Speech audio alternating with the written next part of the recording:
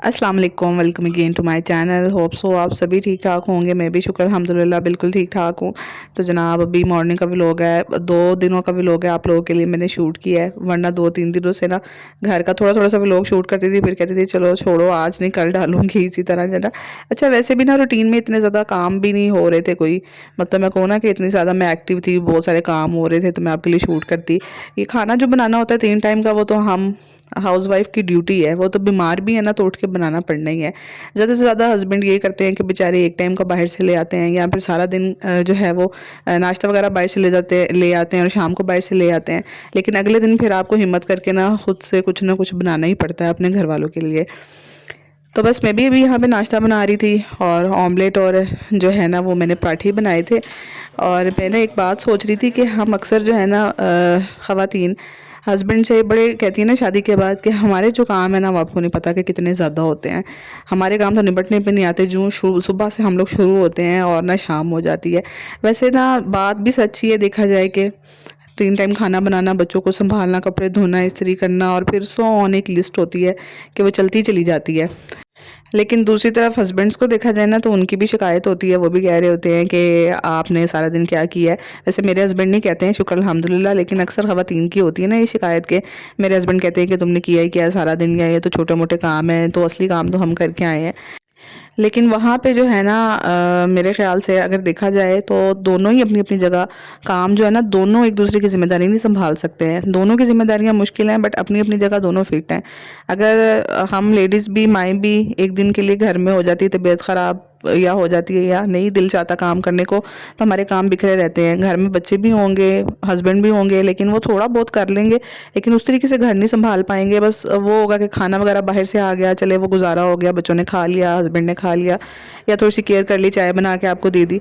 लेकिन लास्ट में फिर एक दिन के बाद आपको ही उठना पड़ेगा और आप ही को सारी चीज़ें करनी पड़ेंगी, हाउस मैनेज करना पड़ेगा सारा, क्योंकि हस्बैंड तो उस तरीके से मैनेज ही नहीं कर पाएँगे।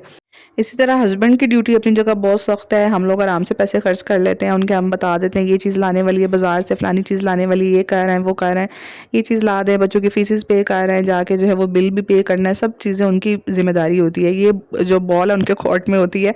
उनको सारी फ़िक्र होती है कि हमने जितने भी अखराजात है पे करने हैं, वक़्त पे बिल पे करना है, सारी चीज़ें हो जाएँ, ग्रोसरी आ जाए, किस-किस का फंक्शन पे क्या-क्या मिलना है, कहाँ पे कितने पैसे देने हैं, सब उनकी ज़िम्मेदारी होती है। वहाँ पे हम लेडीज़ का सर दर्द होता ही नहीं है। जहाँ से भी मैनेज करें, बेचारे किसी से लेके करें, अपनी सैलरी से करें, कम है, ज़्यादा है, सब उन्होंने मैनेज करनी है सभी चीज़ें। तो कहने का मकसद ये है कि दोनों ही अपनी-अपनी जगह ना बड़ी मुश्किल तरीन ड्यूटियाँ निभा रहे होते हैं, तो दोनों को चाहिए कि एक-दूसरे को एप्रिशिएट करें, क्योंकि शादी के बाद की जो लाइफ़ है ना, वो असल में एक लाइफ़ है जिसमें ज़िम्मेदारियों का बर्डन शुरू होता है। तो अच्छा, ये वैसे एक छोटी बात आई, अब थोड़ी-सी लंबी हो गई करते-करते, मैं आपको दिखा रही हूँ कि ये ना मेरे पास जो बीटर है ना, इलेक्ट्रिक बीटर, वो पड़ा हुआ था शादी का। तो मैंने शुरू-शुरू में शौक में जब थोड़ा बहुत कोई केक वगैरह बेक किया ना थोड़ा, तो मैं वो अंडे वगैरह फेंटे उस इलेक्ट्रिक बीटर से। लेकिन कुछ दिन पहले ना मेरे सामने एक वीडियो आई, और आटा गूँदने वाली मशीन की ना, तो मैं ऐसे ही उसकी प्राइस वगैरह देख रही थी गूगल पे सर्च करके, तो उसके ऊपर ना एक जो मुझे समझ नहीं आई मैं उसको क्या बोलूँ, मिक्सचर जिसको कहते हैं, जैसे केक अच्छे से बीट हो जाता है, वो काफ़ी एडवांस सी मशीन थी। एक्चुअली में वो बेकिंग वगैरह के लिए यूज़ होती थी, और काफ़ी एडवांस मशीन की ना वो दिखा रहे थे यूट्यूब के ऊपर भी मैंने देखा, मैं देख रही थी इसकी प्राइस क्या है। तो उस पे था कि ये मल्टी फंक्शन है और इससे आटा भी गूंज जाता है। तो जो हैंड बीटर होता है ना हमारा, वो वाले उसके आगे लगे हुए थे, यानी वो तो इलेक्ट्रिक बीटर था, और साथ में ना ये जो मैंने इसके आगे लगाया है ना, इस तरह के भी थे ये उसके आगे लगे। इसको अब मेरे जहन में नाम नहीं आ रहा है, इसको क्या बोलेंगे, जो मैंने इसके आगे स्टील के लगाए हैं ना, ये वाले भी इस टाइप के उसके आगे लगे हुए थे, और वो कह रहे थे कि ये आटा गूंदने के लिए, डो बनाने के लिए यूज़ होते हैं।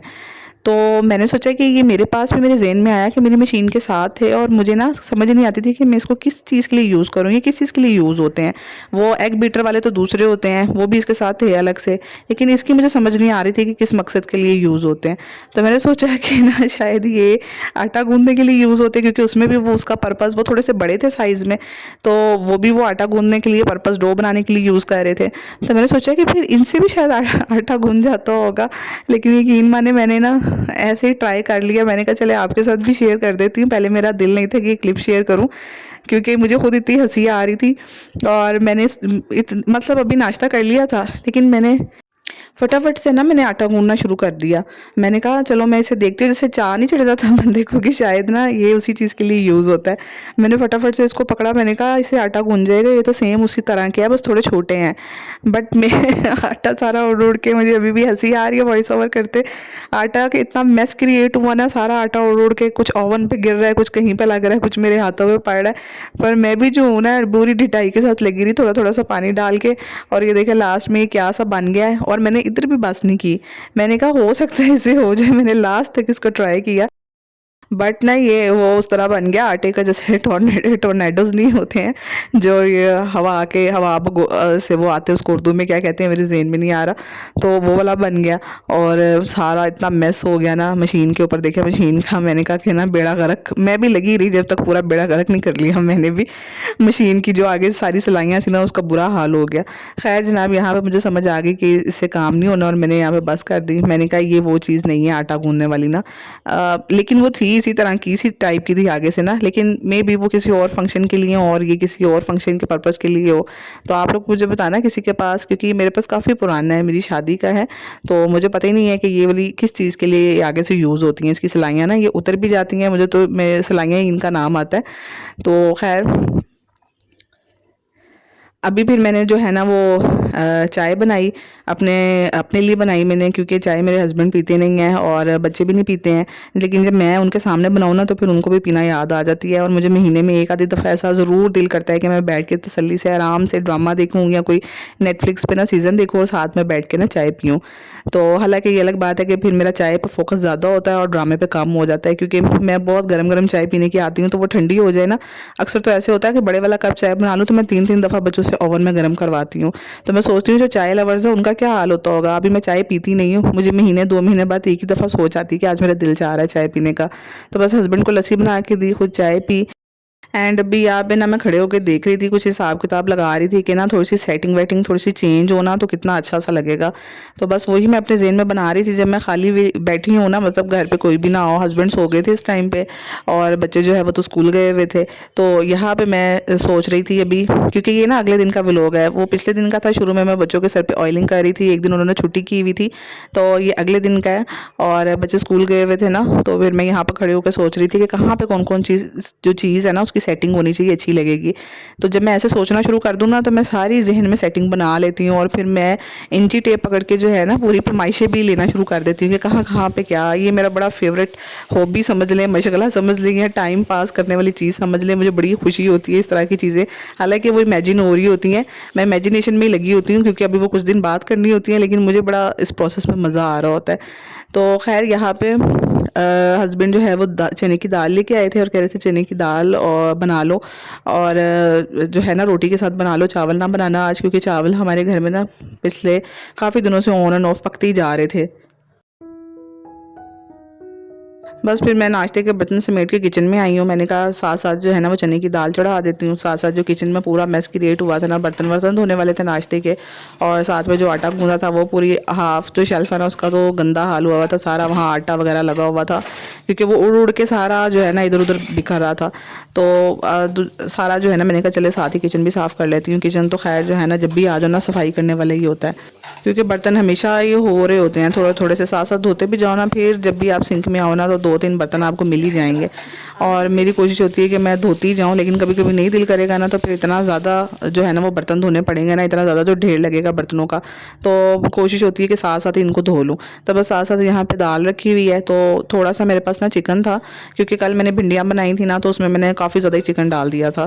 तो आज जो है वो थोड़ा सा था, तो मैंने थोड़ा सा दाल में डाल दिया, और थोड़ी सी ना मैंने दाल बचा ली, क्योंकि मैं जब भी चने की दाल बनाती हूँ ना, ये 1-2 दफ़ा ऐसा हुआ, शुरू में तो नहीं, तो मैं ना शामी टिक्कियों का ज़रूर एक थोड़ा सा बैटर बना लेती हूँ। मुझे होता है कि रात को शामी बर्गर बनाएंगे, या फिर कल जब किसी टाइम मिलेगा ना तो शामी बर्गर बना लूँगी। तो मैंने फिर थोड़ा सा बोनलेस चिकन उसमें से साइड पे कर लिया था, तो मेरे पास थोड़ा सा ही हड्डी वाला चिकन बचा था, जो फिर मैंने ना चने की दाल में डाल दिया था। तो यहाँ पे चने की दाल रेडी हो गई थी, और मैंने इसको प्रेशर कुकर से निकाल के ना हांडी में डाल के ना थोड़ा थोड़ा सा मैश कर लिया था। ज़रा घुली हुई हो ना दाल ये चने की, और थोड़ी सी स्पाइसेस अच्छी हों इसके अंदर, और चिकन भी इसके अंदर घुला मिला सा हो, तो वो बड़ी मज़े की लगती है।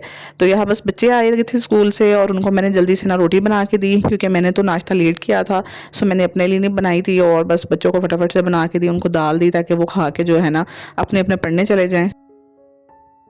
क्योंकि आते साथ ही जो है ना बस उन्होंने कपड़े चेंज करने होते हैं, खाना खाती हैं और एक का सपारा पढ़ने का टाइम हो जाता है और एक ने अपना ट्यूशन में जाना होता है, तो दोनों की फिर वो जो है ना टाइम उस टाइम स्टार्ट हो जाता है।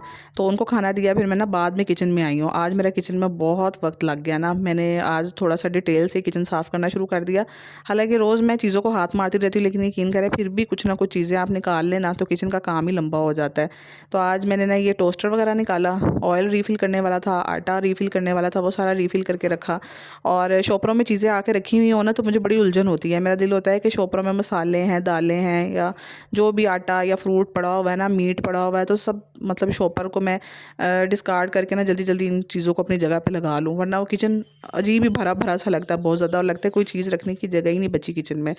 तो इसको साफ़ किया है और ये बच्चे मेरे यूज़ करते हैं, मैं तो इसको इतना यूज़ नहीं करती, लेकिन ना इसको अंदर से साफ़ करना बहुत मुश्किल काम है। बंदा इस तरह के गैजेट्स ले तो लेता है, खैर ये भी मेरी शादी का है, बट इसको ना बड़ा ही मुझे हेक्टिक काम लगता है अंदर तक साफ़ करना ना, क्योंकि अंदर से ये इतने अच्छे से क्लीन होता भी नहीं है। वैसे तो ब्रेड ही गर्म होती है, लेकिन इसके अंदर हाथ नहीं जाता, बड़ा वो जालियाँ सी लगी हुई हैं, तो बड़ी मुश्किल से ना हाथ घुसा के कपड़े से अच्छे से साफ़ करना पड़ता है। तो बस यहाँ पे वो सारा मैंने आटा साफ़ किया है, जो सारा बिखरा हुआ था, जो मैंने गूँधा, बाद में मुझे हाथ से गूँधना पड़ा था, लेकिन मैस तो हो गया ना सारे का सारा। लेकिन मैंने भी एंड तक पूरी कोशिश की कि शायद ना इस मशीन से गूँध जाए। मैंने कहा कि अगर घर में मुझे मिल रही है तो मुझे क्या ज़रूरत है, क्योंकि मैं आपको पहले भी बता रही थी ना कि आटा गूँधने वाली मशीन मेरा दिल है कि मैं ले लूँ, कि चले हादिया का भी जब दिल करे ना तो वो आटा उसमें गूँध लिया करेगी, बच्चे भी ज़रा ऐसी चीज़ें इंजॉय कर लेते हैं। दूसरा कभी दिल ना हो आटा गूँधने का, ज़्यादातर मेरा मुझे तो आटा गूँधने से थोड़ा सा ना वो होता है, क्योंकि मैं थोड़ा गूँधती हूँ आटा, मैं बहुत ज़्यादा गूँध के नहीं रखती हूँ कि आज गूँधा है तो वो कल के लिए भी बचा रहे, एक दिन के लिए मैं गूँधती हूँ ज़्यादा ना। बाज़ दफ़ा ऐसा होता है कि 2 टाइम हो जाता है, तीसरे टाइम तो मैं दोबारा से गूँध रही होती हूँ। तो ये था कि चलो हादिया भी जो है ना वो उसमें गूँध लिया करेगी, क्योंकि हादिया को भी आटा गूँधना नहीं आता, अभी वैसे भी छोटी है। और तो खैर ये तो तजर्बा कामयाब नहीं हुआ। तो फिर मैंने जो है ना किचन साफ़ किया सारा, दूसरी तरफ से सारी शेल्फ़ अच्छे से मैंने ना सारा सोप लगा के मैंने साफ़ की, वाइप आउट किया सारा पानी लगा के ना। तो इससे ना फिर अच्छे से क्लीन हो जाती है, कोई चूंटियाँ कोई ये वो कीड़े मकोड़े नहीं आते ना, क्योंकि कोई ऐसी खाने वाली चीज़ कोई जो है ना कोनों खुदरों में फंसी हुई रह नहीं जाती, जब मैं सोप लगा के अच्छे से पानी डाल के फिर वाइप आउट कर देती हूँ, तो इससे साफ़ सुथरी शेल्फ़ लगती है।